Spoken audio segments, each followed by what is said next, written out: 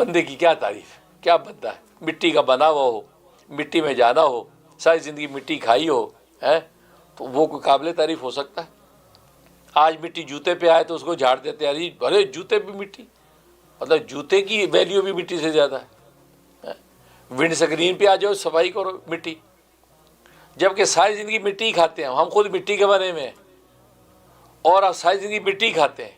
یہ پھل فروٹ جو کھاتے ہیں یہ مٹی تو ہے، وہ اللہ اس مٹی کو ایسا موڈیفائڈ کر کے آپ کو دیتا تو آپ کہتے ہیں ماشاءاللہ جی میں جو سیب کھا لیا میں نے، اجی میں تو کیلا کھا لیا، اور آج کا رمضان ہے اور فروٹ چاٹ صبح شام فروٹ چاٹ کھاتا ہے، بھائی یہ مٹی کھا رہے ہو۔ یہ اللہ کی شان ہے کہ اس سے ایسا موڈیفائڈ کر کے آپ کو دے دیا، آپ کو اصل لگ رہا ہے، آپ کو جو ایسا لگ رہا ہے کہ کوئی نئی چیز ہے۔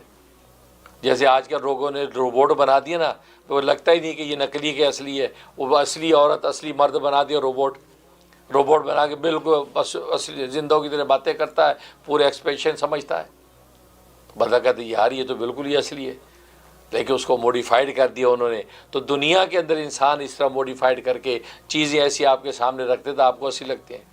اب تو مارکیٹ میں انڈے بھی آ گئے، نقلی انڈے، ربڑی انڈے آئے ہوئے ہیں، اور آپ کھا کے دیکھیں آپ کو پتہ ہی نہیں چلے گا کہ اصلی ہے کہ نقلی ہے، لیکن ہوتا کیا ہے وہ نقلی اصلی کی طرف وہ کہتے ہیں کہ فرائی بھی ہوتے ہیں، سنی سائڈ بھی بنتے ہیں، آملیٹ بھی تیار ہوتا ہے اصلی کی طرح، لیکن ہے نقلی، ٹھہرتے نہیں پیٹ میں ہضم باہر نکل جاتا ہے۔ مطلب کہنے کا یہ، تو اللہ تبارک و تعالیٰ نے ساری کائنات کے خزانے مٹی میں سے پیدا کر کے ایسا موڈیفائڈ کر دیا، مٹی کھا، یہ کپڑے مٹی تو پہنی ہوئی ہم نے، ہم بڑے خوش ہوتے ہیں ریشم پہن لیا اور یہ فلاں پہن لیا اور یہ کیم خواب کا کپڑا پہن لیا، یہ مٹی تو ہے، یہ بنولا اندر ڈال کے مٹی، یہ مٹی کو ایسا موڈیفائڈ کر دیا کہ آپ کپڑے تن پہ سجا کے جب نخرے کر رہے ہیں۔ ہر چیز تفصیل میں نہیں جاتا، ہر چیز کے اندر جائے مٹی۔ تو جو آدمی خود مٹی سے بنا ہو، ساری زندگی مٹی اوڑھی پہنی ہو، ساری زندگی مٹی کھائی ہو، اور پھر جا کے آخر میں مٹی کی چادر اوڑھ کے لیٹ گیا ہو، تو وہ قابل تعریف کہاں ہو سکتا بھائی؟ قابل تعریف تو وہ ذات ہے جسے اس مٹی کو ایسا موڈیفائڈ کر دیا کہ سونے کے بھاؤ بکنے لگی، سونے کے بھاؤ بکنے لگی، بندے کی قیمت سونے سے بڑھ کر لگا دی، اور کہہ دیا کہ ان اللہ حشر من المؤمنین انفسهم واموالهم بان لهم الجنہ، اللہ تبارک و تعالیٰ نے ایمان والوں کو خرید لیا۔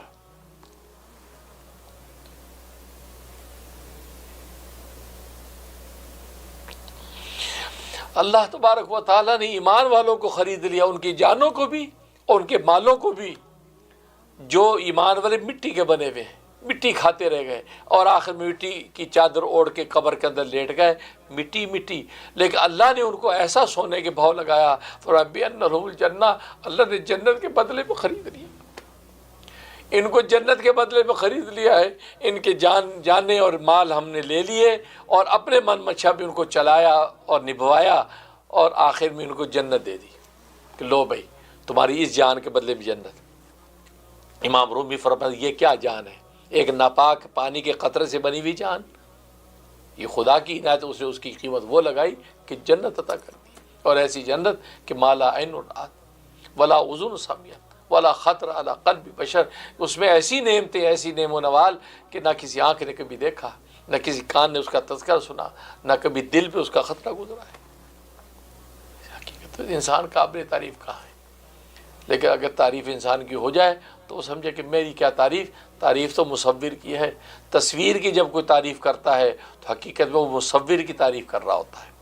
اب دیوار پہ تصویر لگی ہو آپ کے، یار کیا خوبصورت تصویر بنائی، کیا خد و خال بنائے، کیا رانائی ہے، کیا رنگ ہے، کیا روغن ہے، کیا یار بیلنس ہے یار رنگینی کا، آپ تعریف کر رہے ہو اور مصور پاس کھڑا ہو، تو بتاؤ وہ خوش ہو رہا ہوگا کہ نہیں؟ وہ خوش ہو رہا ہوگا، ماشاء مجھے رسپانس مل رہا ہے، دیکھو میری بنائی تصویر یا ہٹ ہو گئی ہے، دیکھو لوگوں کو پسند آ رہی، وہ خوش ہو رہا ہے۔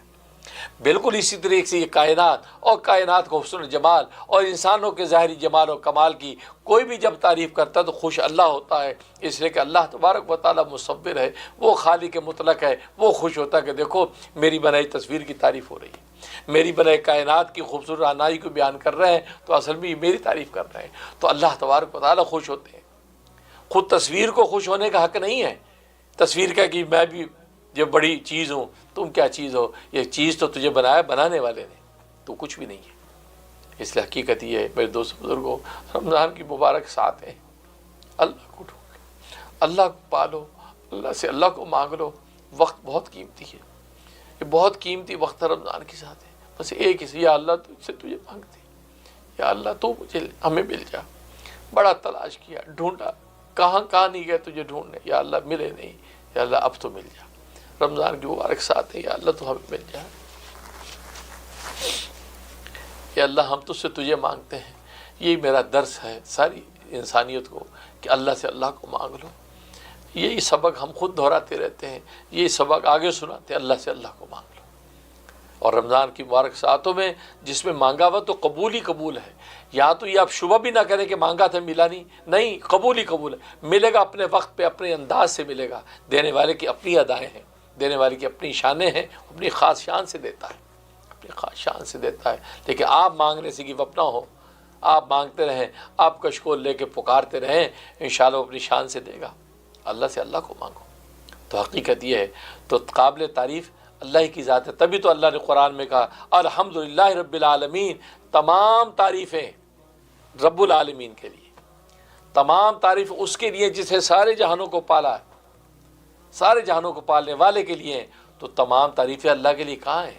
دنیا میں تو لوگ میری بھی تعریف کر رہے ہیں، جیسے آپ کہہ رہی تھی میں کرنا چاہتی ہوں۔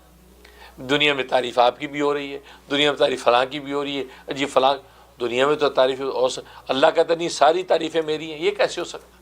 ایسے ہو سکتا ہے جیسے میں نے ابھی بتایا کہ تصویر کی تعریف کرو گے تو اصل میں وہ مصور کی تعریف ہے، شعر کی تعریف کرو گے اصل میں شاعر کی تعریف ہے، کتاب کی تعریف کرو گے اصل میں کاتب کی تعریف ہے، اس مصنف کی تعریف ہے، اس عمارت کی تعریف کرو گے حقیقت اس معمار کی تعریف ہے۔ اور وہ کون ہے؟ وہ اللہ تبارک و تعالیٰ کی ذات ہے۔ پوری کائنات اور کائنات کا ذرہ ذرہ اس کا خالق مطلق وہ ہے۔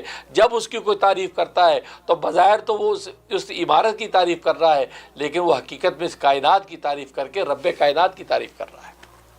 اس لیے اللہ نے کہ جو بھی تعریف کوئی کسی کی بھی کرے اصل میں گھوم کے میرے پاس ہی آئے گی، کیونکہ اصل تو میں ہوں۔ اسے ساری تعریفوں کا مستحق تو اللہ ہے۔ ہاں اللہ تبارک و تعالیٰ اپنے من مرضی پہ ہمیں زندگی گزارنے کی توفیق دے دے، ہم 2 وقت کا سجدہ اور چند دنوں کے روزے رکھنے والے بن جائیں اور خدا سے خدا کو مانگنے والے بن جائیں، تو ہم سوچیں کہ ہمارا جو ہے ہمارا جینا اور ہمارا مرنا کام آ گیا ہے۔ حقیقت یہ ہے۔ تو بہرحال تو اللہ تبارک و تعالیٰ آپ کو برکت عطا فرمائے۔